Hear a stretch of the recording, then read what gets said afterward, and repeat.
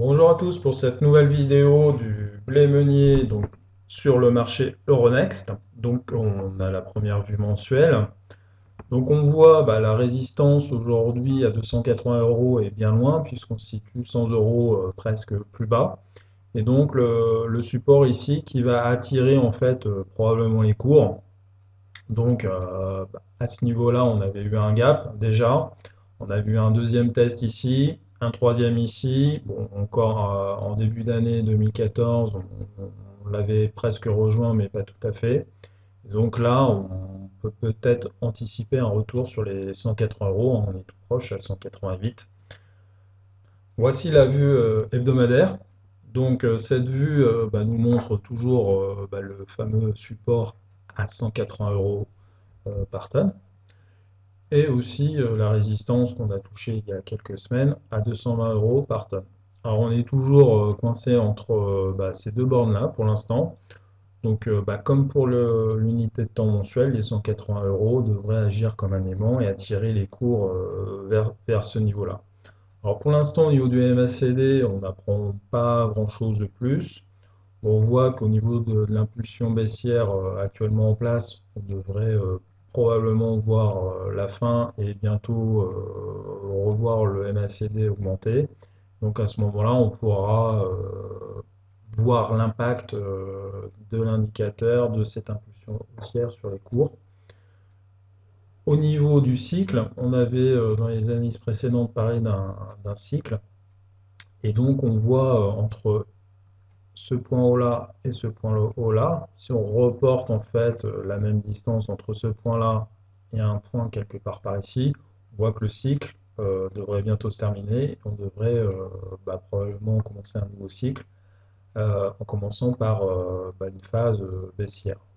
Donc on pourrait anticiper une attaque pour les prochaines semaines du support des 180 euros, mais pour l'instant il est encore beaucoup trop tôt pour le dire. Donc toujours la vue hebdomadaire, mais cette fois-ci avec un cadrage avec ce qu'on appelle une fourchette d'Andrews, hein. Donc c'est le tracé qu'on voit ici en orange. C'est une technique de traçage qui permet en fait de révéler des tendances, hein. Donc autrement qu'avec des obliques, des supports, des résistances.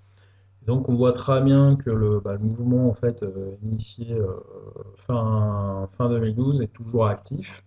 Hein, d'ailleurs, on l'a validé ici au printemps 2014 avec un retournement à ce niveau-là.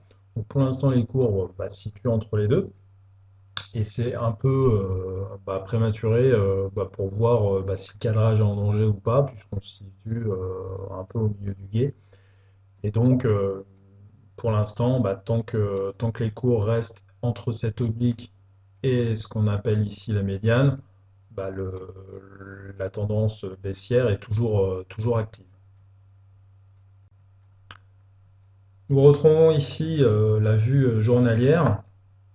Et donc, on avait vu les fois précédentes en fait qu'on avait en fait un double creux ici, hein, que je dessine avec mon pointeur, qui devait emmener les cours bien au-delà des 210. Bon, malheureusement, le tracé a fonctionné, on va dire, partiellement. Et aujourd'hui, on est repassé sous en fait ce niveau des 198 euros qui avait joué un rôle très important, hein, puisqu'il a été testé une fois ici, une fois ici, une fois ici. Et donc aujourd'hui, les cours se retrouvent entre le niveau des 182, hein, qui est le plus bas historique sur les derniers mois, hein, depuis une année bientôt. Et donc aujourd'hui, les cours se retrouvent entre 198 et 182. Donc pour l'instant, on voit qu'il y a une tendance baissière très forte, avec une pointe très forte, hein. En fait, les cours descendent aussi vite qu'ils sont montés, hein, donc pour l'instant, ligne droite. On voit également sur les MACD ici que en fait, l'indicateur a presque terminé son impulsion baissière, hein, puisque l'histogramme des MACD, donc les petites barres ici, ont commencé à diminuer depuis, on va dire, une bonne dizaine de jours. Et donc l'indicateur du MACD devrait également se retourner en phase baissière. Donc avec cette impulsion baissière, les cours, qu'est-ce qu'ils vont faire? Ils pourrait logiquement penser que les cours vont aller bien plus bas et donc aller tutoyer les 182. Donc aujourd'hui, clairement, on peut anticiper une nouvelle baisse des cours. Bon, ceci dit, les cours ont baissé d'un seul coup, et donc on n'est pas à l'abri en fait d'une figure d'indécision comme on a eu ici, avec en fait un retracement puis une baisse par la suite.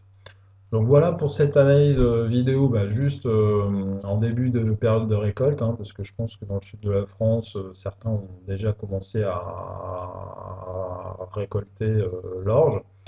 Et donc on se retrouvera bah, le mois prochain, probablement après la récolte, pour une nouvelle analyse en vidéo.